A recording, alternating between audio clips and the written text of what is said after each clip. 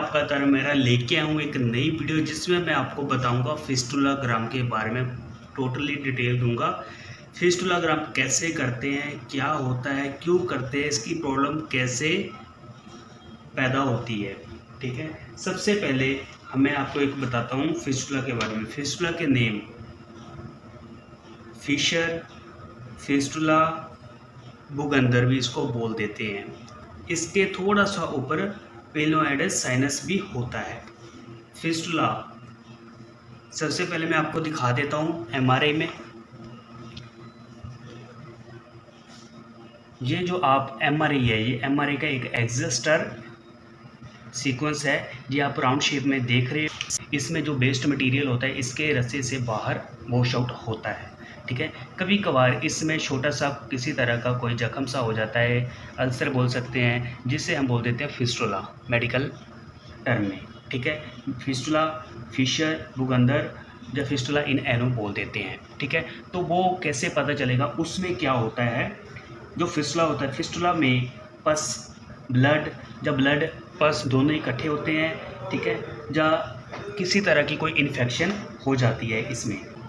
ये भी दो तरह के होते हैं फिस्टुला, एक पेनलेस, एक होता है पेनिंग वाला। ठीक है, जो पेनलेस होएगा वो तब तक होएगा जब तक उसमें कोई ब्लड या पस या किसी तरह की इन्फेक्शन नहीं होती। ठीक है, जब उसमें इन्फेक्शन चली जाएगी, पस चला जाएगा, ब्लड चला जाएगा, तो वो पेन वाला फिस्टुला बच जाएगा। ठीक है, तो इसमें भी दो तरह के फिस्टुला होते हैं, एक्सटर्नल और इंटरनल। ठीक है, जिसकी एक्सटर्नल ओपनिंग होती है, एक होती है इंटरनल ओपनिंग। एक्सटर्नल ओपनिंग वो होती है जो फिस्टुला जहाँ से जा रहा है यहीं तक आके रुक जाता है। ठीक है, इधर से जाएगा यहीं तक आके रुक जाएगा। ठीक है, उसे हम बोलते हैं एक्सटर्नल ओपनिंग। एक होता है जो फिस्टुला जहाँ से जाता है या अंदर तक जाता है, जहाँ यहीं से आपको कभी कभार फिस्टुला देखता है डॉक्टर तो उसको नहीं दिखता, वो लैट्रिन वाली जगह के अंदर होता है।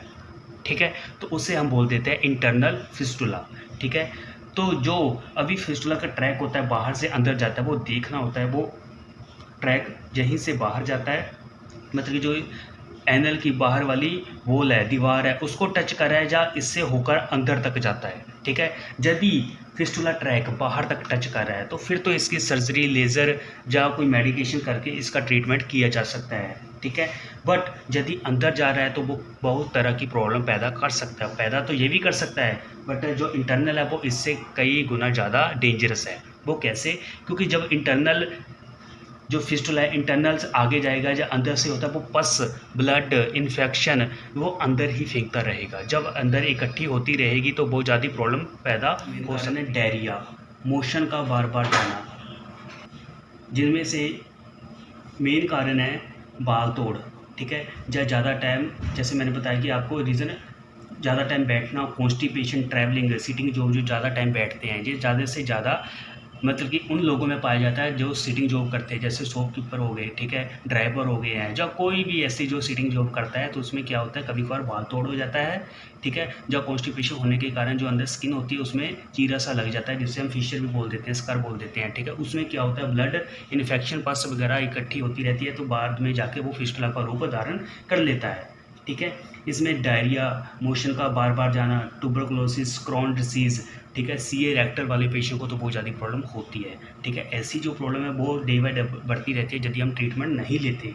ठीक है, तो इसमें क्या होता है, हमें स्पेशलिस्ट डॉक्टर को दिखाना पड़ता है। ठीक है, तो अभी इसके बाद में सर्जरी से पहले मैं आपको बताऊंगा कि इसमें जो फिस्टुला वो कैसे देख सकते हैं। हम नॉर्मल पर्सन है तो कैसे गाइड कर सकते हैं कि ये प्रॉब्लम मेरे फिस्टुला कौन सी जगह पे, डॉक्टर को कैसे एक्सप्लेन कर सकते हैं। ठीक है, सबसे पहले मैं इसको मैंने एनल एरिया का कट लिया हुआ है, जीपी के एनल एरिया के। तो अभी मैं क्या करूँगा, टूल्स में जाता हूँ, जो एमआरआई में आपको समझा रहा हूँ। ठीक है, मैं एक सर्कल लगा रहा हूँ।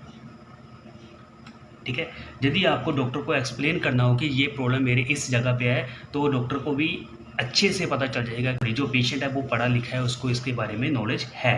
ठीक है, तो ये मैंने एक राउंड शेप में सर्कल लगा दिया है। ठीक है, तो इसमें मैं आपको बताऊंगा कैसे एक्सप्लेन करना है। सबसे पहले मैं पेशेंट को हमें बिल्कुल सीधा लिटाना है। सीधा लिटाने के बाद जो उसकी लेग है उसकी बेंड कर देनी है, पेट के साथ लगाने को बोलना है। ठीक है, जिसे हम लिथोटोमी पोजीशन बोलते हैं। ठीक है।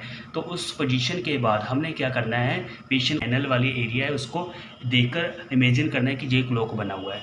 ये राइट साइड वाली पोजीशन है,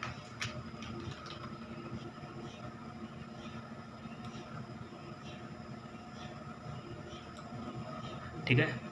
ये हमारी छोटी सुई हो गई है 3 पे, बड़ी सुई हो गई है 12 पे। तो कितना टाइम हो गया है, ठीक है। तो आप बोलोगे 3 o'clock, ठीक है। तो ऐसे ही आपने फिस्टुला के बारे में नॉलेज देनी है। जैसे कि ये अभी 3 हो गया है, यदि फिस्टुला आपको ये दिख रहा है, ठीक है, तो 6 से आगे आएगा 7, ठीक है। तो आपने ये वाली,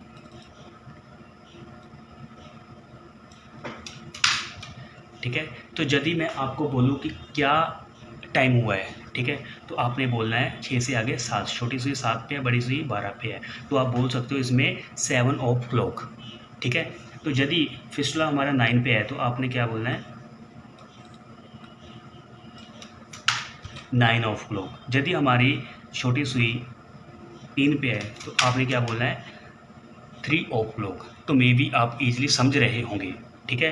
तो जैसे कि ये फिस्टुला हमारा 7 पे था तो हमने इसको बोल दिया 7 o'clock। यदि 3 जहाँ ये फिस्टुला यहाँ पे होता तो हमने बोलना 3 o'clock। यदि 5 पे होता 5 o'clock, 7 पे होता 7 o'clock, 8 पे होता 8 o'clock, 10 पे होता तो 10 o'clock, ठीक है। तो आपने इस तरीके से डॉक्टर को समझाओगे, ठीक है, उसको नॉलेज दोगे कि हाँ भी मेरे 10 o'clock पे फिस्टुला है, तो डॉक्टर अच्छे से समझ जाएगा।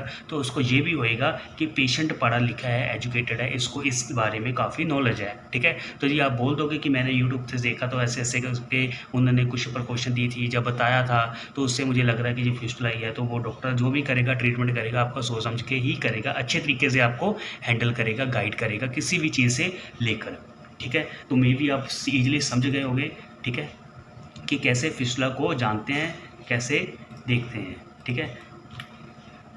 जैसे कि इसमें 7 o'clock है तो अभी मैं इसको छोटी सुई को उठा देता हूँ तो आप समझोगे ये 7 o'clock है, क्योंकि यहाँ पे फिस्टुला जा रहा है, ठीक है।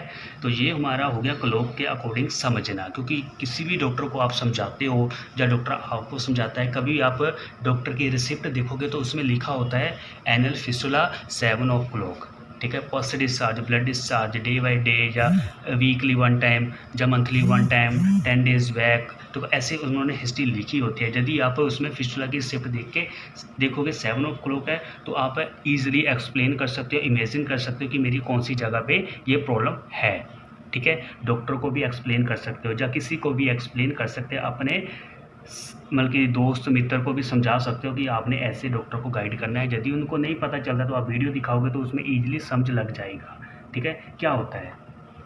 तो अभी मैं इसका डिटेल में आपको बताऊं कि ट्रीटमेंट क्या है, ठीक है। इसका ट्रीटमेंट तो देखो, सबसे पहले मेडिकेशन है, बट वो मैं सक्सेसफुल नहीं होता तो इसमें क्या होता है, सर्जरी, ठीक है।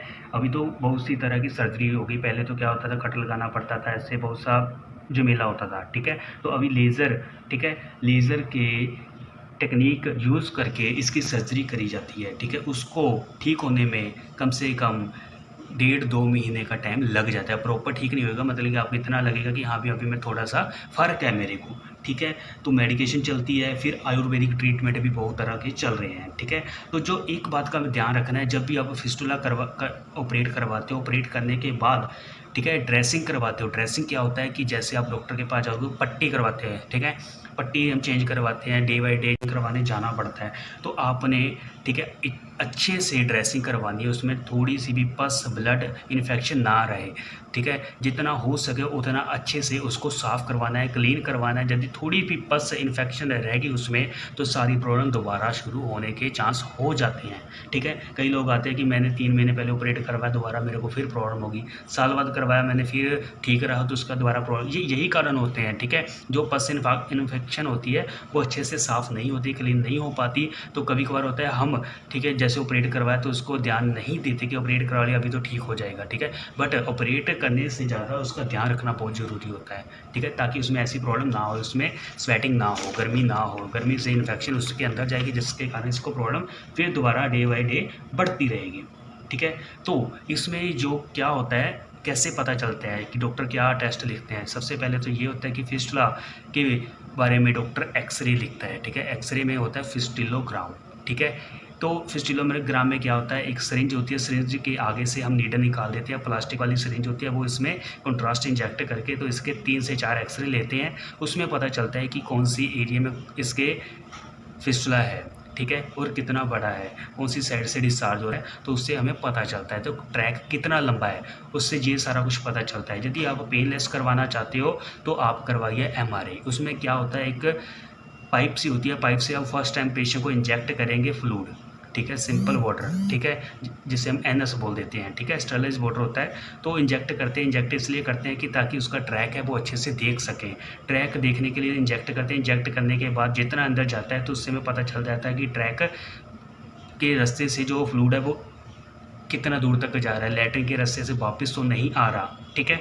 तो ये देखने के लिए हम MRI करते हैं। MRI में एक आपका और बेनिफिट हो जाता है कि यदि हम इसको इंजेक्ट करते हैं, ठीक है, पता चल जाता है कि इसके अंदर और कोई फिशर फिस्टुला जो बोगंदा टाइप ऐसा कोई होल तो नहीं बना हुआ, ठीक है, जिससे आपका बेनिफिट हो जाता है कि एक तो है ही, उसके आगे यदि दूसरा बना हुआ तो आप उसका भी ट्रीटमेंट साथ के साथ ले सकते हो, ठीक है। यदि आपने कोई टेस्ट करवाते नहीं हो, आप ऐसे ही ऑपरेट करवा लेते हो, तो ये आपके लिए बहुत ज़्यादा नुकसानदायक हो सकता है, ठीक है। तो ईज़िली मैं यही आपको बोलना चाहता हूँ कि आप जब भी करवाओ MRI करवाओ। यदि आप MRI अफोर्ड नहीं कर सकते, क्योंकि MRI की जो कीमत है 7-8 हज़ार तक हो सकती है, ठीक है, तो जो एक्सरे है उसका 3000 से 3500 तक का हो सकता है, ठीक है।